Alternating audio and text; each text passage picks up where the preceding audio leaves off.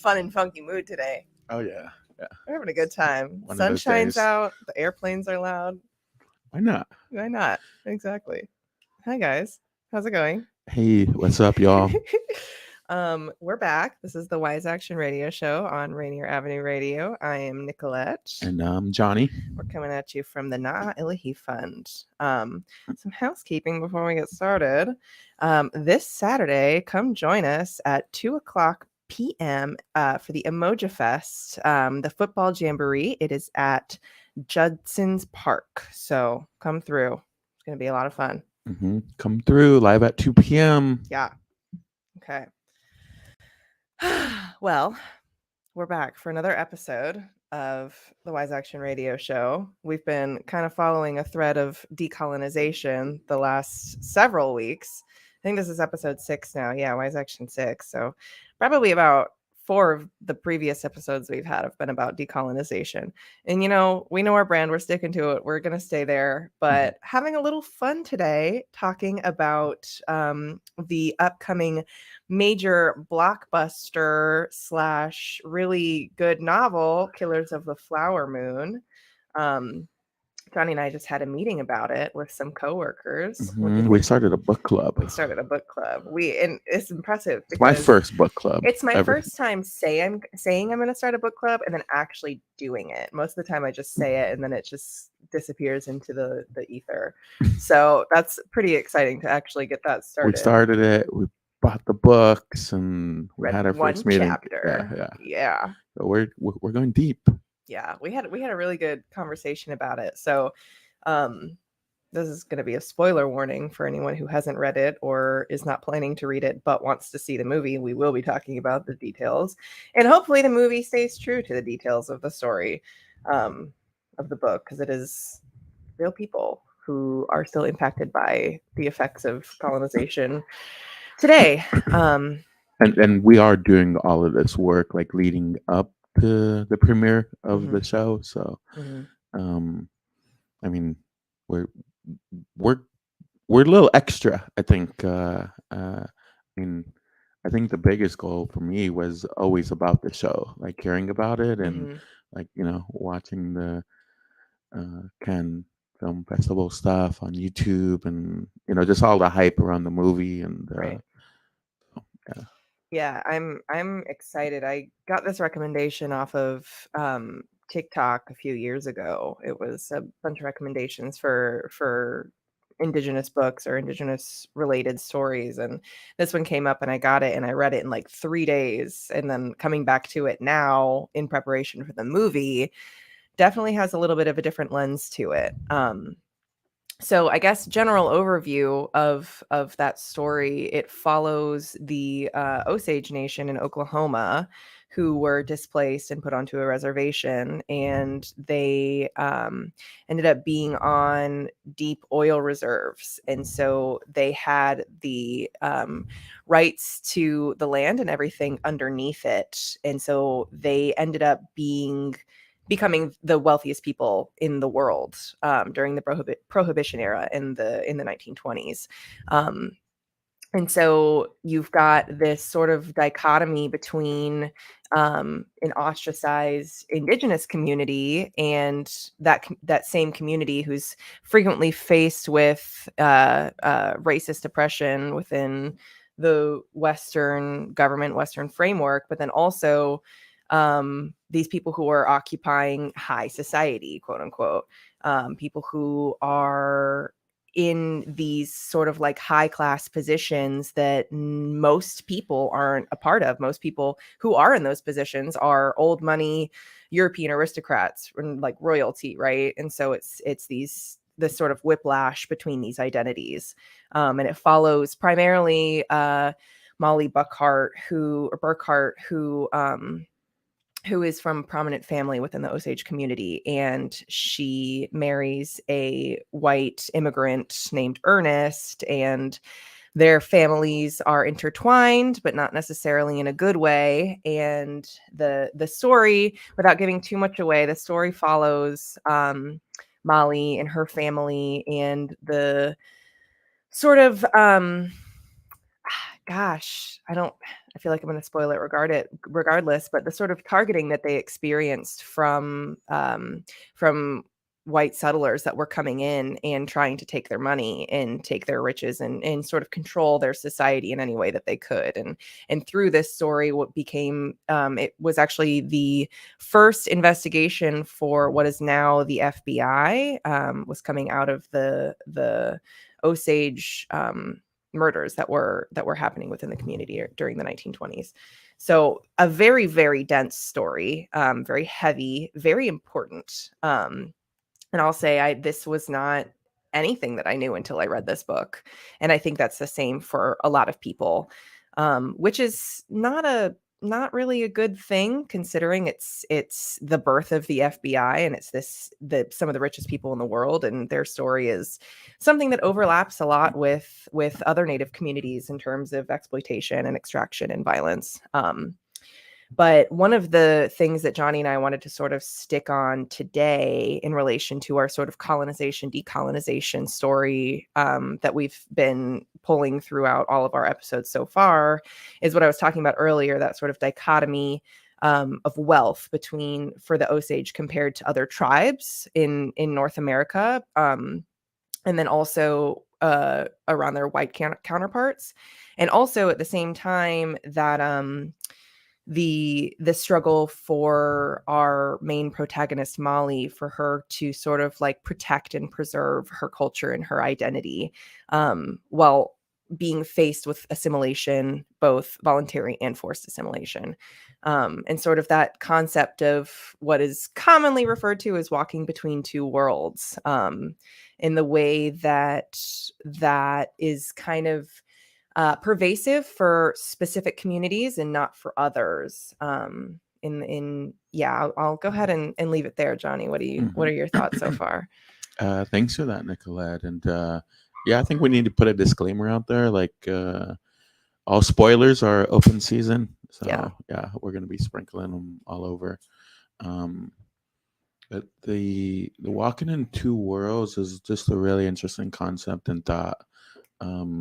I mean, my dad used to use it, and I have a lot of friends that utilize that thought too. And it's interesting. I think I have two friends that actually don't believe in that thought or don't utilize it, and their contrast and perspective is about they just shown up as their whole selves in all situations in their life, and I like both, and I'm not like sure like where I stand, but I think I lean to more showing up as my whole self in all situations. Psychologically, that makes more sense to me. But yeah, just a thought on Molly. Definitely crushing on her here in this first chapter. There's a really amazing picture of her on page 9. But just how she's described. So it says, although Molly didn't spend as lavishly as some of her neighbors did, she had built a beautiful rambling wooden house in Grey Horse near the family's old lodge of last poles, woven mats, and bark. She owned several cars and had a staff of servants. The Indians as potlickers, as many settlers derided these migrant workers. The servants were often black or Mexican, and in the early 1920s, a visitor to the reservation expressed contempt at the sight of even whites performing all the menial tasks about the house to which no Osage will stoop.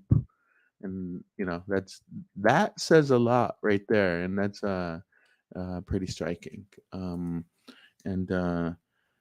despite like all of the money and the lavishness that comes with it, it says, unlike many of her friends who shunned Osage clothing, Molly wrapped an Indian blanket around her shoulders. She also didn't style her hair in a flapper bob, but instead let her long black hair flow over her back. revealing her striking face with its high cheekbones and big brown eyes. And there's just the depth of like really thinking about Molly in this way, and you know her strength and willingness to be authentic with her values, and in alignment with those, despite like all of the money, despite this forced assimilation, despite the losing of a culture, and even with all of these oil, I don't even know what they are, drilling, oil wells that we're extracting from the earth, like all of this oil like surrounding them, and like all of the violence and just everything happening. Like she, to the best of her ability, remained strong to the core, like of her identity. Yeah, absolutely. And it's commendable, and it's also, I feel like we have to recognize that yeah, that strength that she has is kind of not always a choice too, just because of the situation that she's in and the stuff that she faces throughout her life story that's depicted in this book, and sort of the tragedy that comes at her that forces her to sort of maintain that strength. And it feels like Molly kind of is doing what you and your friends were describing, of showing up wholly and authentically as herself in I guess kind of, it's a both and situation, because in some ways she is walking between two worlds, right? She's walking within her community, but she's also walking within this massive economic boom for her community, but also encroaching on the depression eventually. So it is sort of like these different contexts that she has to place herself in which she carries different roles in both of those at the same time. And I just think, yeah, I think that's super interesting. And I think it's also interesting because we're hitting about almost exactly 100 years since this story happened. It was in the 1920s, and we're in the 2020s now. And it seems like that sort of double context that a lot of Native folks have to sort of juggle between in a lot of contexts is still pretty pervasive. In I was saying earlier before we started the show, but to me that sort of looks like the mainstream culture and the mainstream sort of ways of thinking versus the capital O other. So basically anything that doesn't fall under that, under Western societal norms or whatever. And those are the two worlds that you would be walking between hypothetically. And saying that out loud, it's like so vague to say like, oh, okay, well, there's one that's kind of like your general idea, your status quo in the society that we live in now. And then there's everything else. It's like, it's hard to not walk between two worlds in that context too. So I'm also thinking about that in the sort of way that phrase manifests now versus during Molly's life. Mm-hmm. Yeah, and remaining like authentic and like like raising consciousness of like what's happening like around them, like like when did they find out like oil was there, and then was it like consensual, like that they wanted to extract it and get like really rich, did they like how were they like informed on making that decision, and how did they come to be like, all right, yeah, let's do it, we're going to become like uh stable economically, and that's Right. we're going to be able to grow and thrive from this. Was that like a conscious, like consensual, like choice, or was it like just some other like experience, like with like forced policy, once like others found out, or like, oh, we know how to get like really rich from doing this, and it was more of a force thing. If I remember correctly, I think it was a little bit of like being voluntold. Like essentially the oil barons found out that there was oil on Osage territory and were like, we're going to pay you a lot of money if you let us do this, aka we're going to pay you a lot of money to let us do this because we're going to do it. You can get paid. You have to get paid, and we're going to make you do it because we want to do it. Um, and so I think that was a big thing, being sort of like voluntold, but also, and I'm not sure if you've gotten to this part in the book, Johnny, but there's also another super stark dichotomy here of, again, these people being the richest people in the world at this point, which is, it's like, think about the people who are the richest people in the world right now. I'm not going to name the names because I don't want to.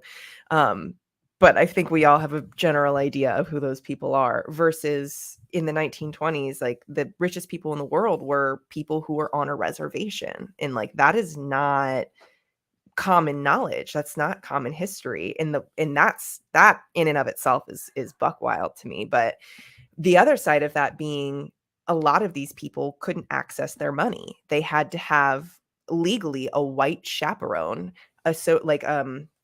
what is it, assigned to them by the government, or from white people that they married, generally white men that were married in, and they would control the money. And so you've got these people who are technically the ones who have all of this money, who are extremely wealthy, who can't access it because of these, like, this racist rhetoric within the United States government. And it's not just sort of a social thing, it's a legal policy. Like, they legally were not allowed to access their money. So there would be people who would be dying by starvation, who would be millionaires, and they couldn't access any of their money for some godforsaken reason, and like that's a whole nother two worlds that you have to walk between. Like, that, I can't imagine how difficult that is to manage, Mhm. like. And just to put it in perspective, in 1920, I think they accumulated like 30 million, which translates into like 400 million Mhm. today. So in 1920, 400 million, that's Nothing to sneeze at, like, that's a lot of money. That's crazy. And then you've got, at the same time, these like extremely pervasive colonial concepts of the way that like government is structured, the where values are in terms of harvesting oil and the impacts that has on the environment, which is a whole nother conversation. And then the way that you've got all of this wealth, and you immediately are then put into this sort of like hierarchical society. You have servants, you have people doing things for you, you have people doing all these menial tasks for you. And it's kind of, but like at the same time, you're being assimilated into this culture. What is it, like, there's so many other things. It's just kind of it's a lot. It's so much. It's so Mhm, much. mhm. I always wondered, looking at like pictures, like growing up of like family, and they're like they got new cars, and they're like driving like really fancy Model Ts, and just Mhm. like, how did they get that money to be able to buy that? Right. Like, and usually the story was like, oh, like, well, yeah, I got some land and sold some land, and Right. that was it. But like, it's interesting to hear this story of like how wealth came to the Osage. Mhm. Yeah, and not to mention too, the land in which this oil was on is reservation land. So it's not even Osage homelands, you know what I mean? Like, it's a place where they were displaced to, and I that's another sort of dichotomy, is like, you've been displaced to this land that then has provided all of this um wealth in a financial way, in a sort of like Western's value way, but then also it's this land that you have no sort of ancestral familial ties to. And it's so it's being, something's being provided, also something's being taken away, and it's all sort of like housed on this territory. And I feel like that also is just like an added layer of confusion and pain that comes into this story too, that is a sort of direct result of colonization, displacement by itself for most Native communities. And then on top of that, financial wealth as described by sort of Western society Mm-hmm. coming from that land that you've then been forced to. Like that's a lot of emotions for a place, and not all of them good. Oh, mostly not good. Yeah. I mean, we're talking like capitalism, wealth, extreme wealth, the whole extraction of fossil fuels and the toxicity of all of that and everything that just comes with it. I mean, it's the big V, and violence. Mm. It's just part of all of that, and I think we're early on in this first chapter, like death becomes very prevalent, Mm-hmm. uh, and things like that are really starting to happen. It's like the opening of this story that's what it's about. It's about violence, Right. it's about toxic relationships, and it is, all of those things. Very Yeah. familiar story, I feel like. Right. Yeah. I mean, a lot of sacrifice too, which is a common story even still with a bunch of Native communities, especially on reservations, that have to sacrifice things for money, because money is the way that people survive right now. And so you have to give things away, such as, letting people harvest things on your land, or build dams, or build mines, or build pipelines or something. And it's a very real sort of dichotomy that is still ongoing. Mhm. Yeah, I'm gonna be interested because despite these like difficult times, there's always like a group of people or an individual um, that continues to remain aligned with their values Mhm. and authentic to their moral scruples or whatever it is, Mhm. and really interested in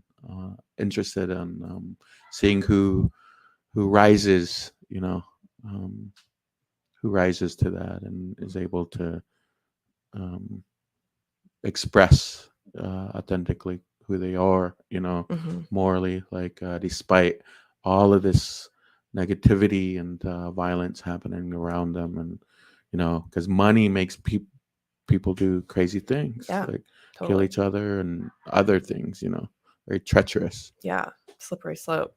Could you, and just a reminder, this is the Wise Action Radio Show on Rainier Avenue Radio. Could you elaborate a little bit more on what you said about, like, there's always someone who sort of continues to have their values and sort of stands with their morals? I feel like there's a story there that made you say that, and I'm curious to know what it might be, or any details. I don't know. I just like those people become more apparent like through it all, Mhm. and remain authentic. And I feel like there's like a for me, just admiring those people, Mm.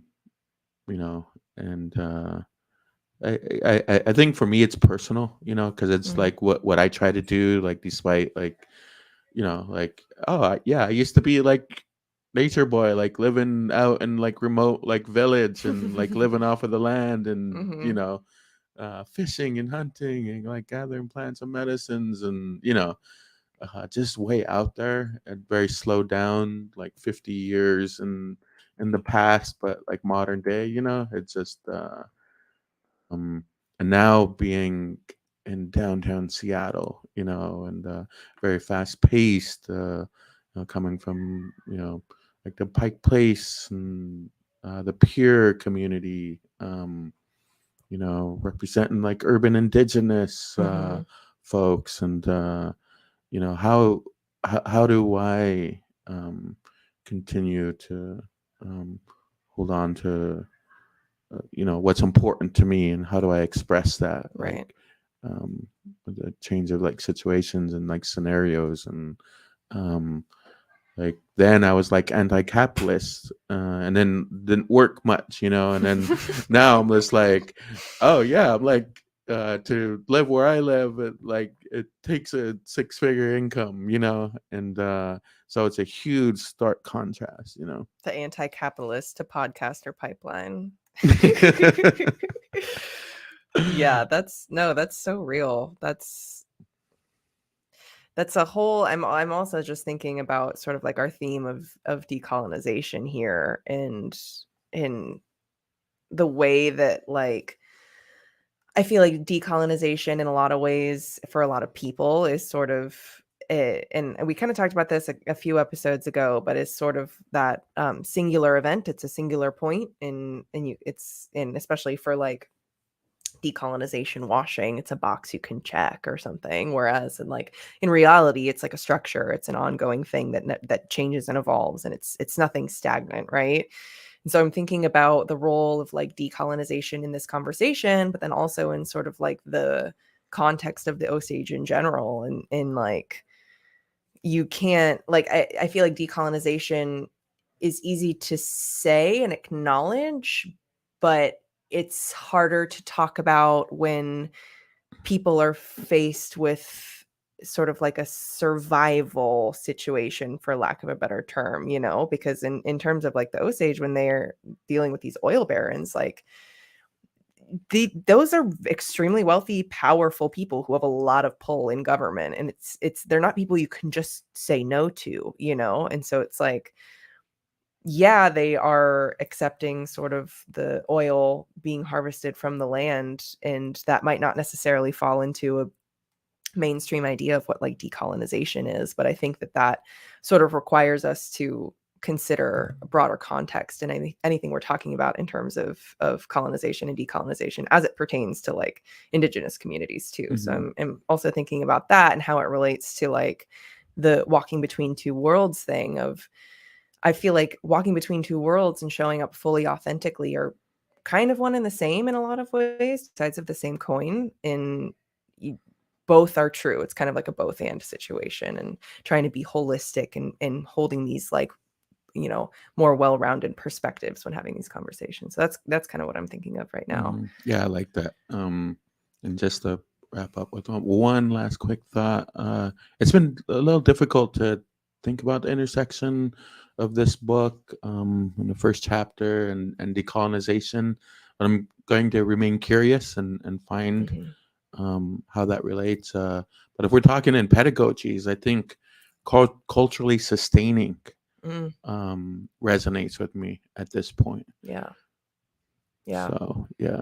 So in a lot of ways, what Molly's doing, just even by wearing her blanket and wearing her hair down, is decolonizing in a lot of ways in her context. It's all about context, and it's a holistic perspective. But trying to keep as much of that culture sustained as possible. Right.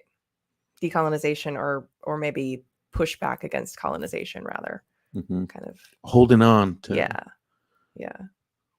Different sides of it. So you can't take this part away from me. Exactly. I'm excited for us to keep reading. Maybe we'll do another update review for another episode. But for this episode, we've come to the end of our time. And as always, it flew by. Thank you for our one, now two regular listeners. Shout out to you guys. You're awesome. Yeah. Just look forward to us talking more about Molly. So Molly. We love Molly. Shout out Molly. Okay. Well, this is the Wise Action Radio Show. My name is Nicolette. I'm Johnny. We're from the Illahee Fund. We're here at Rainier Avenue Radio in Columbia City. Don't forget to come out to the football jamboree at 2 p.m. on Saturday. Okay, we'll check you guys later. Bye.